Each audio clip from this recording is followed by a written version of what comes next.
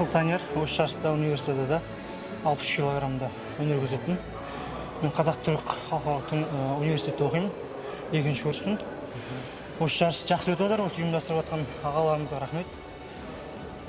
3 кездесу өткіздім, үшеуі де жақсы дайындалып келген.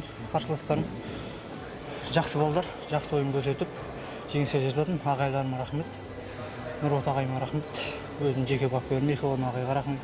Оншақты облыстар келді, Ақтөбе, Тараз, Атырау, Орал қаласынан келіп жатыр. Қарсыластар жақсы, барлық салмақта мықтылар көп. Жарыс жақсы өтіп жатыр, рахмет.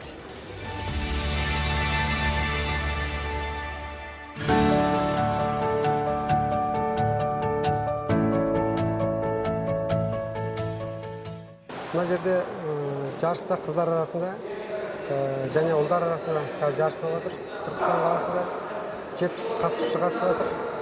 Осы 70 қатысушының арасында қыздарымыз бар. Одан кейін 9 ауданнан және 7 университеттен қатысып жатыр.